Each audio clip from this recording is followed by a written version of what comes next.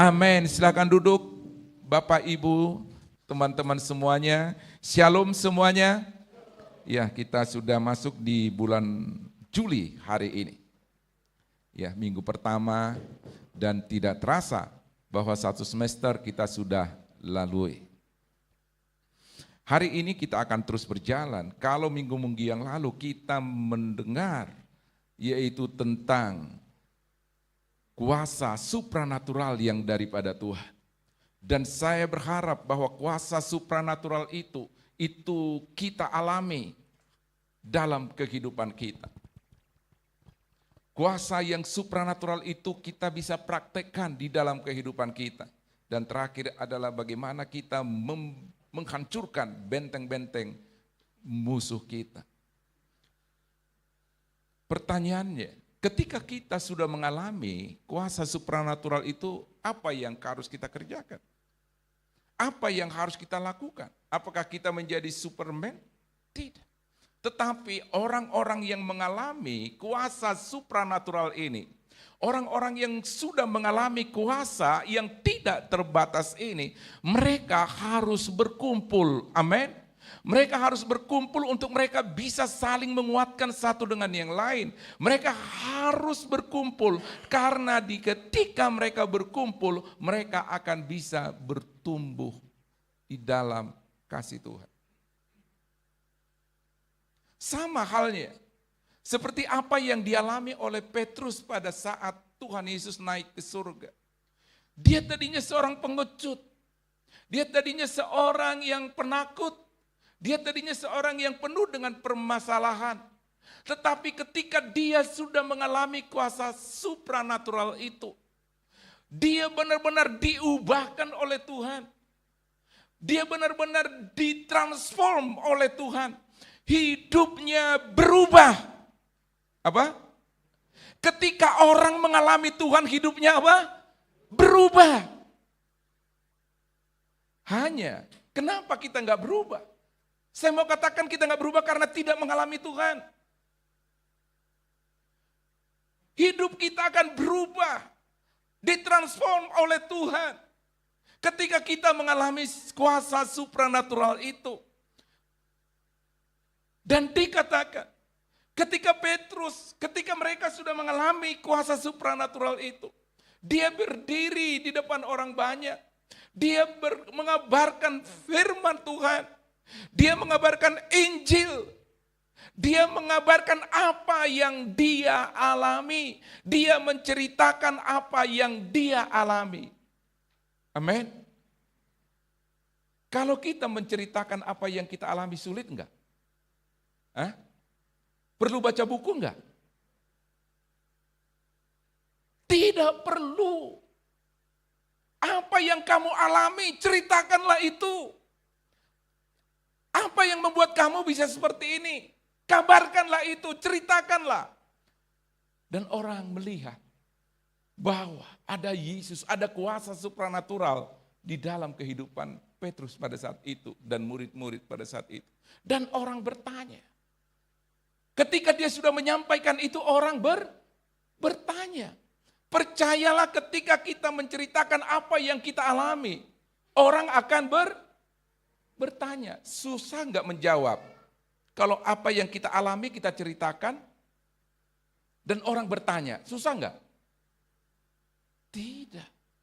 Apa yang kita alami orang tanya, emang enggak ada susahnya.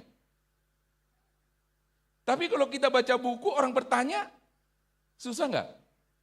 Saya buka buku dulu. Ya. Tapi ini adalah apa yang kau alami, kamu ceritakan dan orang bertanya, maka kamu akan bisa menjawabnya dengan benar. Dan ketika Petrus dan para murid pada saat itu mereka menceritakan apa yang mereka alami. Sekali lagi, apa yang mereka alami. Dan orang bertanya, apa yang harus kami perbuat kalau begitu? Apa yang harus kami perbuat? Apa yang harus kami lakukan? Petrus menyampaikan bahwa hanya di dalam nama Yesuslah ada keselamatan. Dan hanya di dalam nama itu orang bisa diselamatkan. Dan orang menjadi ketakutan. Dan pada saat itu apa yang harus kami lakukan? Apa yang harus kami perbuat? Itulah yang menjadi dasar kenapa mereka harus berkumpul dan bertumbuh, tema kita di hari ini. Mari kita baca di dalam 2 Petrus, Kisah Para Rasul 2 ayat 41 dan 42. Orang-orang yang menerima perkataannya, orang-orang yang menerima apa? Perkataannya, apa yang dia alami bersama dengan Tuhan, itu memberi diri dibaptis. Dan pada hari itu jumlah mereka bertambah kira-kira berapa?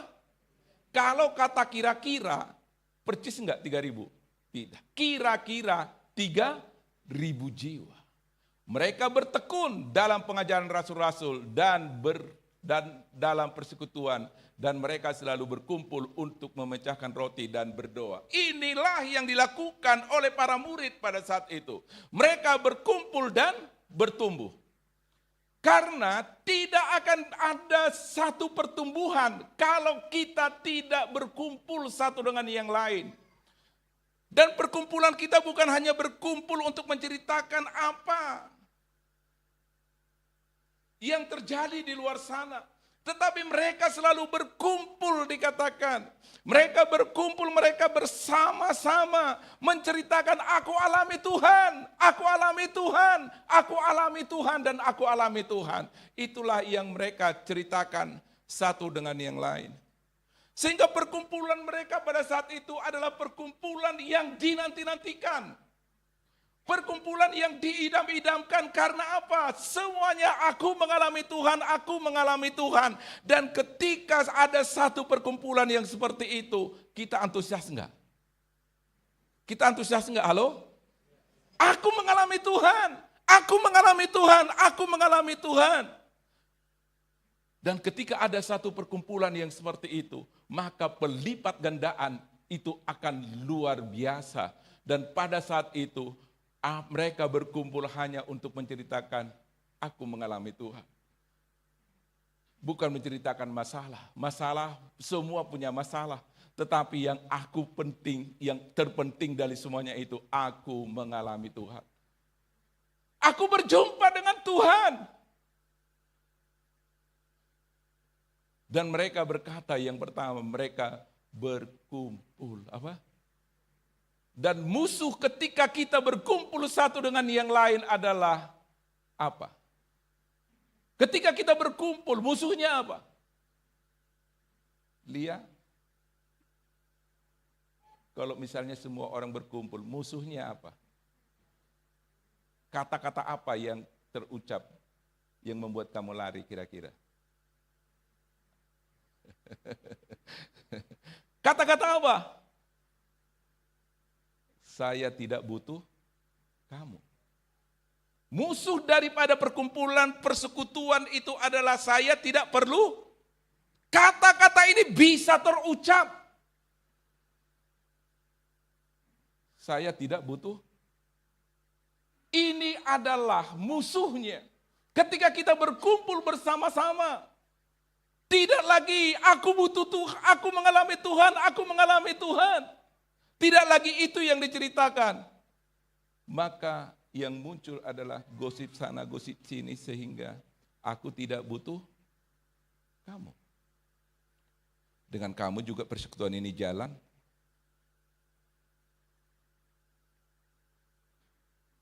Bisa-bisa kita katakan aku tidak butuh kamu. Tapi di sini tidak ada yang pernah berkata seperti itu. Di sini selalu berkata, kita butuh kamu. Amin. Saya butuh Pak Andi. Ya, saya butuh kamu. Oh, saya enggak. Dan kalau misalnya orang dibilang gitu kan, saya butuh kamu, saya kan enggak bisa ngapa-ngapain. Kan begitu kan? Merendah. Saya kan enggak bisa, udah enggak bisa. Kami butuh kamu. Kamu spesial. Kamu ini. Itu akan membuat mengencourage seorang untuk dia bisa datang dalam persekutuan kita. Coba dikatakan kepada kiri kanan, saya butuh kamu.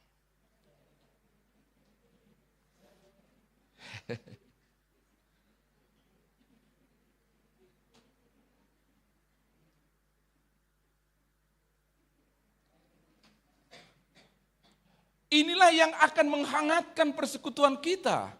Kalau kita bilang saya butuh kamu. Saya butuh kamu loh hadir di IG ini, Komsel IG persekutuan ini. Wah waduh masa iya? Masa iya sih? Iya benar-benar kami menantikan kamu di sini.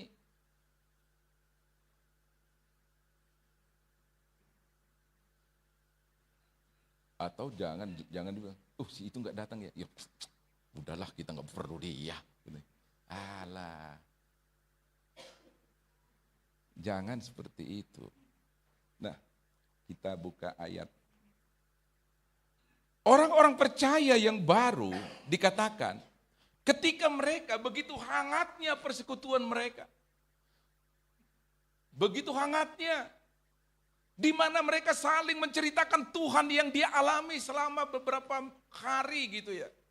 Mereka berkumpul dan sepertinya mereka terisolir, dikhususkan oleh Tuhan.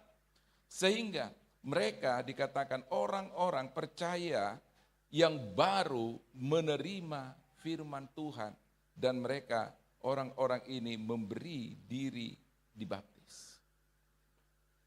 Bahwa kita bukan hanya mengalami Tuhan. Mengalami Tuhan itu bisa secara pribadi. Tetapi dibaptis itu adalah proklamasi kepada dunia.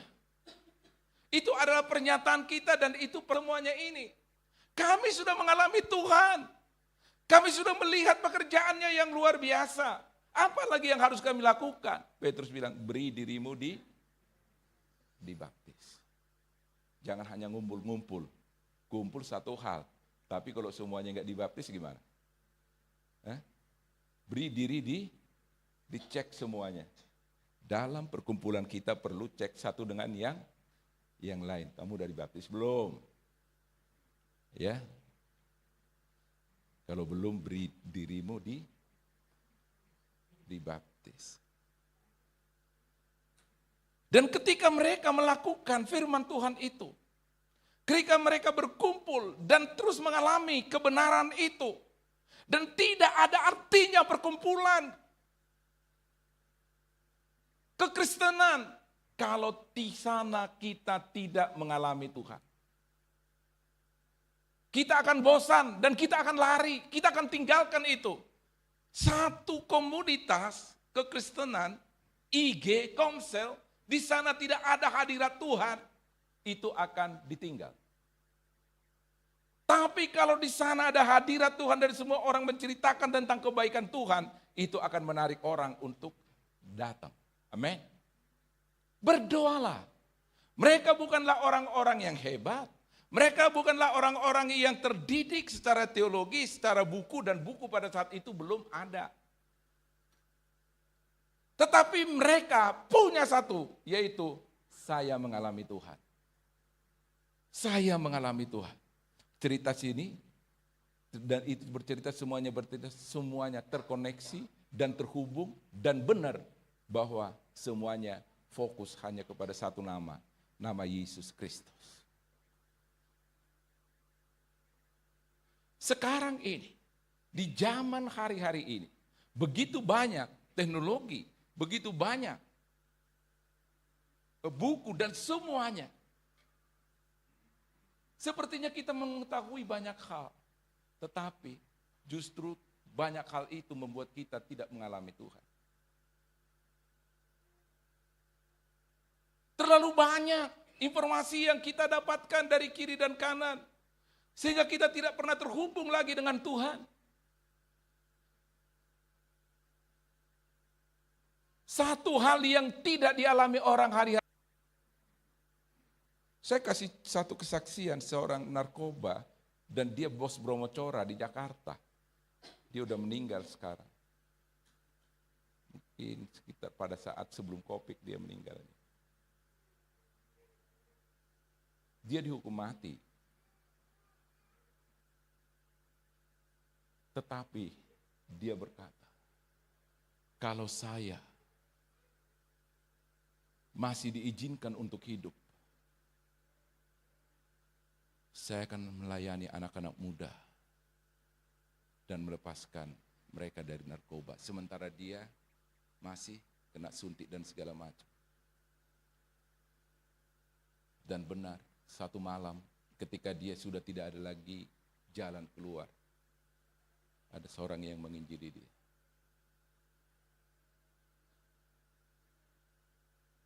Kalau semuanya sudah tertutup semuanya, dia berkasnya cukup tinggi, cukup lengkap. Dan dia dikatakan bebas setelah dia mengalami Tuhan. Dia bukan bebas baru mengalami Tuhan. Setelah dia mengalami Tuhan di penjara itu. Semuanya langsung lepas dan tidak ada lagi. Nah, gairah untuk obat-obatan tidak ada lagi semuanya. Dan ketika dia dipanggil sidang, dia dinyatakan bebas. Dan saya ketemu dengan orang ini. Dia langsung buka semuanya. Bajunya dia buka, tinggal celana seperti ini. Inilah hidup saya. Tapi kamu taruh ganja di situ, saya nggak ada lagi rasanya. Kamu taruh morfin, tidak ada rasanya lagi. Semuanya sudah digantikan dengan Kristus yang hidup di dalam saya. Mungkin Kak Haryani pasti kenal dia yang di Teen Ranch.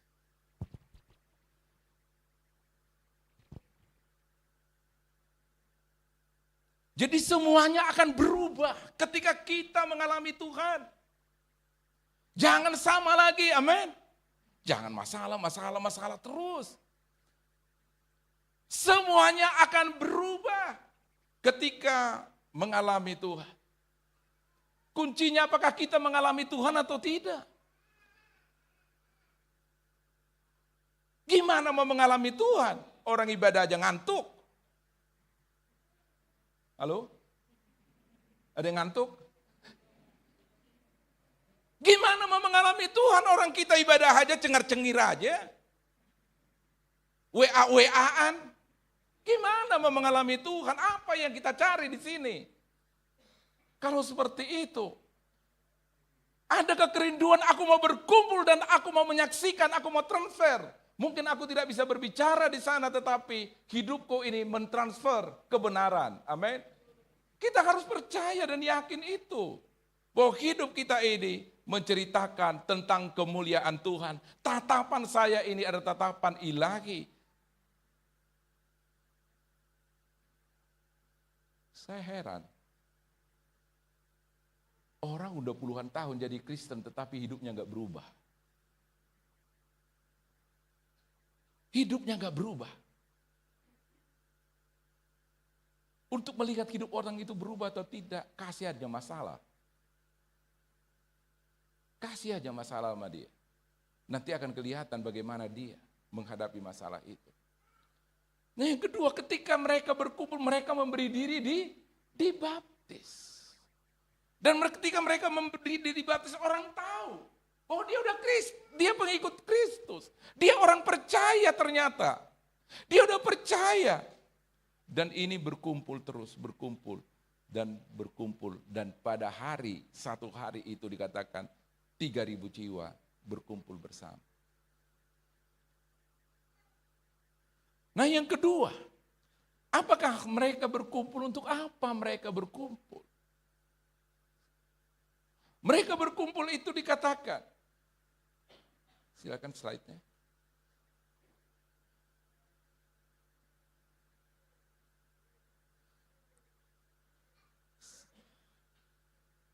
Bisa slide yang dua paling, iya. Nomor 1 aja di atasnya. Mereka bertekun dalam pengajaran rasul-rasul. Bahwa inilah yang dikatakan mereka bertekun. Terus menerus, setia, tidak mudah menyerah. Itulah arti daripada bertekun ini. Mereka berkumpul. Nah berkumpul untuk apa? Coba kita cek dulu, berkumpul untuk apa? Oh ternyata setelah mereka memberi diri dibaptis, mereka bertekun untuk membaca firman, untuk PA, untuk apa lagi? pemuridan, untuk apa? Dengarin khotbah. Nah itu ternyata mereka berkumpul. Nah kenapa harus berkumpul? Karena tidak ada orang yang percaya dia kuat sampai akhirnya kalau dia tidak berkumpul. Wah saya udah percaya tapi dia sendiri terus gitu. Tidak ada. Dia sendiri terus, diajak nggak mau, di ini nggak mau, dia sendiri terus kita aja di rumah aja gitu kan. Tidak akan ada. Kalau dicek mungkin dia hahaha gitu. Tetapi kenyataannya dia udah ho. Dia udah hampir koid. Kalau dia sendiri, tapi kalau dia berkumpul, bertumbuh, dia bertekun, dikatakan mereka bertekun dalam pengajaran rasul-rasul. Terus menerus. Harus ada, dan ciri orang yang mau bertumbuh itu adalah mereka haus akan firman. Jadi iman timbul dari pendengaran dan pendengaran oleh firman Kristus. Hindarilah satu pertemuan-pertemuan yang tidak bertekun dalam pengajaran rasul-rasul ini. Pertemuan-pertemuan yang lain boleh-boleh saja, tetapi ini yang paling utama, yaitu bertekun dalam pengajaran rasul-rasul ayat 42 dikatakan seperti itu. Dan yang kedua dikatakan, bertumbuh melalui persekutuan. Karakter tidak dibentuk ketika kita sendirian. Karakter itu akan terlihat. Amin. Katanya besi menajamkan besi. Jangan donat menajamkan besi, ya enggak lah. Kalau kita besi, cari yang agak lebih keras lagi supaya kita bisa tajam. Bila penting kasih asam dikit supaya terasa benar. Itu menajamkan sesuatu itu ya udah keras, kasih asam lagi udah cepat itu tajam. Karakter dibentuk ketika kita hidup bersekutu bersama. Ketika kita bersamalah, maka karakter itu kita bisa terbentuk karakter kita. Sekali lagi musuh daripada perkumpulan apa? Saya tidak butuh kamu. Jangan ketika kita dibentuk karakternya, wah saya nggak butuh dia deh. Kenapa? Tahu-taunya karena dia tidak mau dibentuk. Dan dalam bertumbuh, dalam persekutuan itu harus ada saling, apa? Coba dikatakan, apa? Saling mengunjungi, saling memberi, saling mengasihi, saling menasihati, saling menguatkan, saling apa lagi? Semuanya harus saling. Bukan sekedar berkumpul tetapi berbagi kehidupan bersama. Berbagilah. Kalau tidak ada berbagi, orang akan bosan kumpul. Kumpul kosong-kosong terus. Ya harus ada di sana berbagi.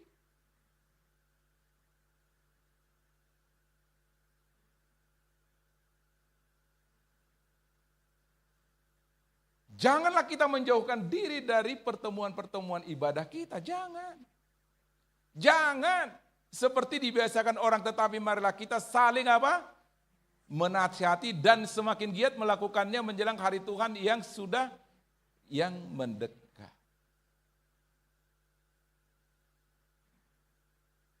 Pertemuan-pertemuan itu akan lebih menarik kalau ada kata saling ini.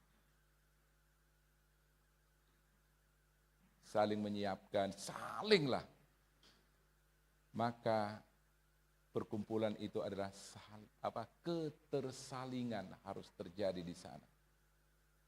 Jangan hanya datang, udah mau siap firman Tuhan apa yang mau dibawa gitu kan. Iyalah, semua itu anak-anak Tuhan. Betul nggak? Kita butuh mendengar. Yang ketiga, ini dengan cepat saja.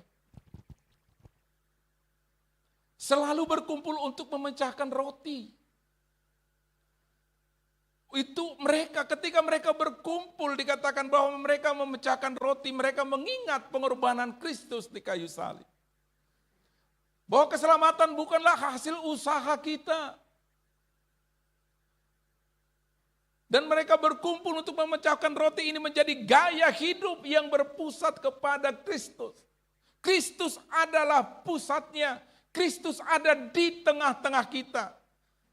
Amin. Makanya ketika perkumpulan orang-orang percaya pada saat itu, Kristus ada di dalam kamu, di dalam kamu, di dalam kamu, di dalam kamu. Dan Kristus ada di tengah-tengah kita. Ya.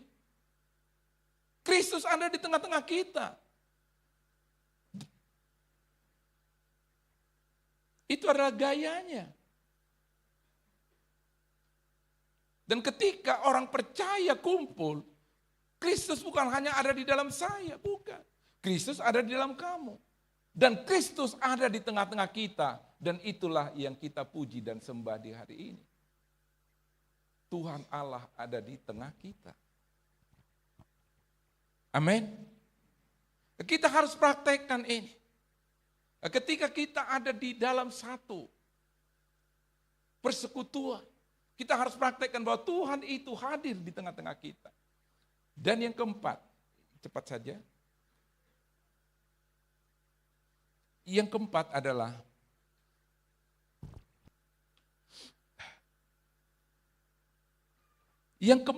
Kristus ada di tengah-tengah kita dan mereka berdoa.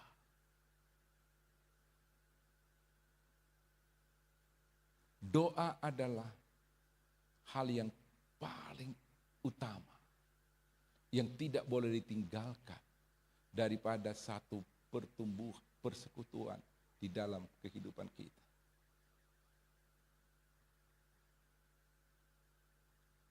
Kalau tidak ada doa bagaimana? Firman ada, persekutuan ada, tangkas ahlinya untuk menghadapi penderitaan. Ahlinya mereka, ahlinya. Karena mereka tahu ketika mereka bertemu dengan Yesus, ketika mereka udah bersekutu di dalam Tuhan, mereka memecah-mecahkan roti. Penderitaan yang ada mereka alami hari ini tidak sebanding dengan penderitaan yang dialami oleh Yesus. Itu adalah kekuatan mereka untuk menghadapi tantangan, untuk menghadapi penganiayaan, kesukaran dan penjara, dan ada yang martir pada saat itu. Bahwa penderitaan itu tidak akan menghentikan mereka untuk berkumpul dan bersekutu, bertemu bersama-sama. Mereka tetap berjalan terus. Karena apa? Aku sudah alami Tuhan. Aku alami Tuhan. Aku alami Tuhan. Itulah yang mereka ceritakan. Dan mereka tidak akan menyerah terhadap ancaman-ancaman yang seperti ini. Dan inilah yang dinanti-nantikan oleh gereja hari-hari ini.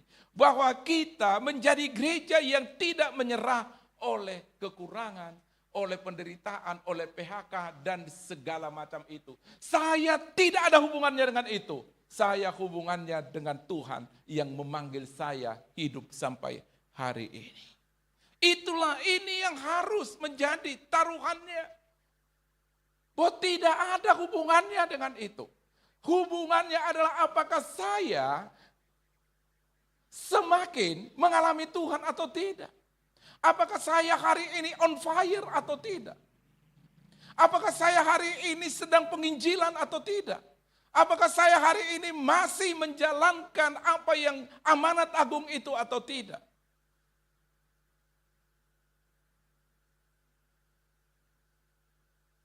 Apakah api doa, api penginjilan itu masih membakar, menyala di dalam kehidupan kita atau tidak? Atau sudah yang lain menggantikannya? Bukan lagi doa, bukan lagi penginjilan. Dan kalau tidak ada penginjilan, Tidak akan mungkin ada 3.000 orang pada saat itu untuk berkumpul bersama. Dan saya percaya, ketika kita menjadi satu komunitas yang sehat, berkumpul hanya di dalam nama Yesus, dan kita bertumbuh bersama-sama, maka Tuhan akan menambahkan orang-orang percaya kepada kita. Dan Alkitab mencatat 3.000 orang jiwa pada saat itu. Hanya, apakah yang berkumpul itu mengalami Tuhan atau tidak? Itu masalahnya. Ketika kita berkumpul karena kita mengalami Tuhan, dan semakin kita berkumpul, kita semakin mengalami Tuhan, maka kita akan semakin cepat pertumbuhannya di sana. Dan kita akan tergerak untuk menginjili, untuk melakukan perintah, untuk melakukan amanat agungnya Tuhan. Kita tidak akan bisa melakukan amanat agung kalau kita tidak pernah mengalami Tuhan. Apa yang akan kita ceritakan? Paling kita ceritakan apa? Aku ikut KKR. Aku melihat, bagus benar itu pengkhotbah, bagus benar pemain musik. Itu yang akan kita ceritakan. Beda halnya, ketika kita mengalami Tuhan pada saat KKR itu, kita akan ceritakan, mungkin kita bisa ingat, kita lupa. Dan itu bisa kita lupakan, kita akan menceritakan, aku mengalami Tuhan seperti ini. Aku diubahkan. Dan kalau kamu mau mendengar, kamu juga pasti akan diubahkan. Kamu juga pasti akan diubahkan. Dan aku sudah mengalaminya. Dan kalau hari berikutnya aku mengalami Tuhan. Banyak penderitaan, banyak tantangan, tapi saya bisa bebas hari-hari ini. Mungkin minggu depan lagi kita bertemu lagi, aku mengalami Tuhan. Semakin aku mengalami Tuhan, aku mengalami penderitaan, aku diusir dari orang tua, aku dicuekin sama kakak, aku dicuekin sama adik dan semuanya. Tetapi hari ini aku semakin kuat. Semakin kuat dan semakin kuat. Nanti ketika engkau berumur 50 atau 60 tahun, kamu ceritanya enggak seperti itu lagi. Kamu akan bilang, dulu apa? Mereka lah yang menghalang-halangi saya untuk Tuhan. Tapi sekarang lihat, mereka malah lebih hebat daripada saya. Mereka lebih. Dan itu yang Tuhan inginkan daripada kehidupan kita. Mungkin hari ini, ketika kita mengalami Tuhan, kita katakan, susah benar. Nanti, ketika nanti mungkin 50 atau 60 atau 70 tahun, sungguh bahagia kami mengikut Tuhan sampai hari ini. Tidak ada janji Tuhan yang tidak tergenapi. Ya, saya saksikan sedikit, bahwa tidak ada janji Tuhan yang tidak tergenapi. Kami ada di Bogor, saya dengan Kak Rimenda tahun 96. Kami meninggalkan pekerjaan kami, saya dari Jambi, Rimenda dari Cikampek. Kami menikah, dan orang tua kami bertanya, kenapa harus di Bogor? Kepada orang-orang, kepada Mang Rahmat almarhum, saya sudah ceritakan, dia hanya tepuk jidat. Kamu di Jambi udah ada pekerjaan, Rimenda di Cikampek, orang tua di Sumatera. Kamu nikahnya di Bogor, dia tepuk jidat itu. Seharusnya di antara ketiga tempat inilah. Saya ceritakan ke almarhum Pak Timbul, dia hanya bilang, kalau begitu saya menyiapkan honeymoon kamu saja. Saya menyiapkan di sini tempat, kamu boleh datang. Itu aja dia sampaikan sama saya. Kepada orang tua, kami tidak secara rohani lah menyampaikannya. Kami pilih-pilih lah. Apa yang harus kami sampaikan? Kami mau sekolah. Apa? Mau sekolah duit enggak ada. Mau sekolah dari mana? Menyekolahkan iya. Menyekolahkan adik-adik pada saat itu. Kan enggak. Tapi kemarin saya benar-benar sekolah. Betul enggak? Dan Rimenda benar-benar sekolah. Dan dia udah lulus S2. Dan saya mau katakan bahwa janji Tuhan itu tidak akan pernah gagal. Dia akan ingat. Dan ketika saya mengingat itu semua, saya bisa mereview bahwa janji-janji Tuhan itu tidak akan pernah tidak digenapi. Dan saya juga anak-anak muda, halo anak muda, gantungkanlah cita-citamu bukan setinggi bintang di langit. Gantungkan cita-citamu kepada Yesus Kristus. Dan kita harus mulai dari sekarang. Amin. Anak muda, kita harus mulai dari sekarang, dari mengalami Tuhan hari ini. Sehingga kita katakan, aku mengalami Tuhan di Bogor. Dan dari Bogor, aku menginjili, aku bermisi, aku kirimkan uang, aku kirimkan ide, aku kirimkan apa yang aku mampu kepada mereka yang membutuhkan. Siap mengalami Tuhan hari ini. Dan saya mau katakan, kalau tidak mengalami Tuhan, perkumpulan dan pertemuan kita itu akan garing, akan kering. Tapi kalau mengalami Tuhan, perkumpulan itu akan hangat, luar biasa. Alamilah Tuhan, maka Dia akan membuat hidupmu berarti. Mari kita berdoa kepada Tuhan. Ini yang kita alami, ini yang kita butuhkan. Mengalami Tuhan.